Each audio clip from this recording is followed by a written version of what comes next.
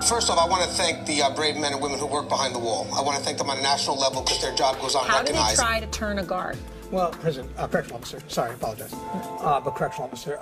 How you guys doing today? It's Anthony Gangi, host of Tier Talk. Great episode yesterday on PTSD. I had two great guests, William Young and James McMichaels. It was a live stream. It's pretty awesome because when you're going live, you get that interaction with the audience. But we really discussed a lot of good points when it comes to correctional officers and having to deal with stress and obviously more specific PTSD. I would like to kind of recap some of what we talked about yesterday. It's going to be real quick. I think it's very relevant. I kind of want to mention it again because I feel it's worth mentioning again. And guys, at the end of this video, you're going to click right onto that link and it will take you to yesterday's interview if you did not see it. And again, it was a great interview.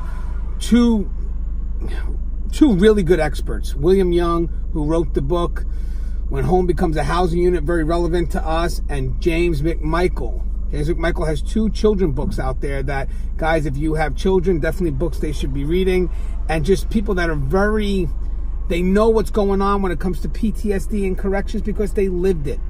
And they had the courage to share their story. So we come back from our sponsor. I want to go over a few points that we discussed because I feel it's relevant. And then when you get to the end of the video, you should be able to click onto the interview if you haven't seen it yet. Definitely a great interview. I stand by for our sponsor.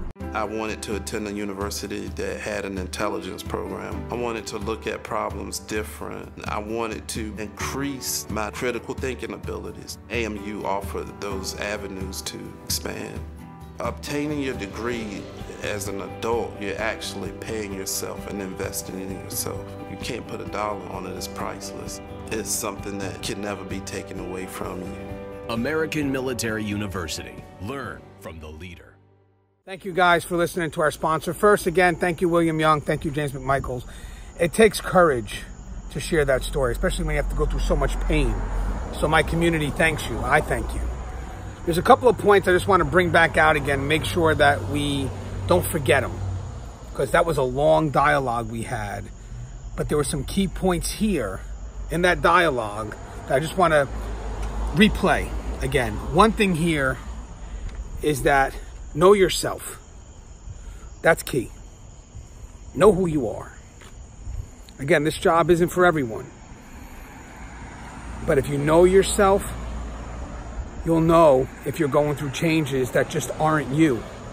Maybe you come home and you yell at the wife, or you yell at the kids, or you do something that's not normally you. Know who you are.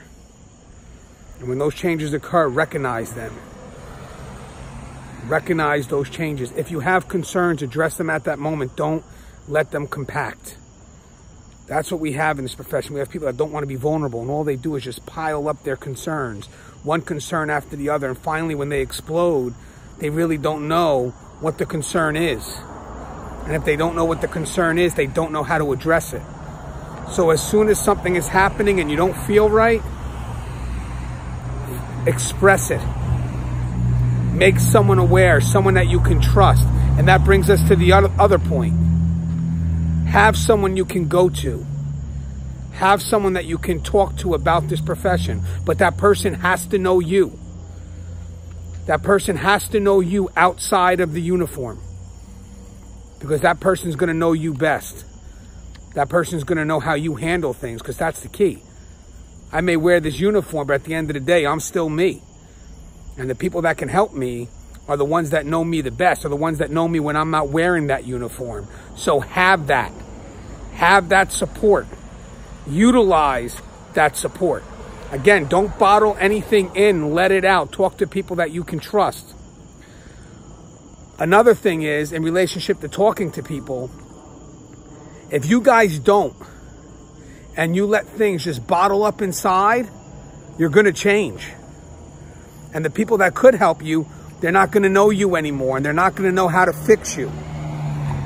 That's why before all that happens, make them aware of what you're going through so they can help you, because at this point, they still know you. They still know how you react to the stress that you're dealing with on the job or at home. That's the key. Departments, get peer-to-peer support. It alleviates the stigma. I trust you because you're my peer. kind of breaks down that wall of resistance. And if you're part of that peer-to-peer support, don't wait for people to come to you. When you go on ground, you go to them. You'll be shocked at people that will turn around and say that they need help. But if you sit there and wait for them to come, they won't.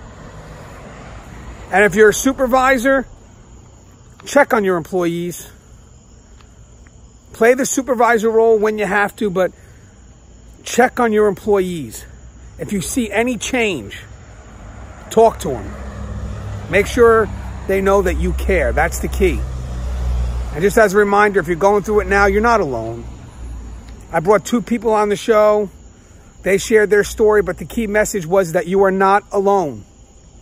So remember that. There's always someone you can talk to. All right, guys, as always, love you. Make sure you stay for the second video if you didn't see it yesterday. It's a great video. Again, thank you, William Young, and thank you, James McMichaels. I appreciate the video. Hopefully, we'll be able to do something again real soon. As always, guys, the show is Tear Talk. Please subscribe, interact, engage, comment, hit that bell. The bell is going to notify you every time I post a video. Stay safe.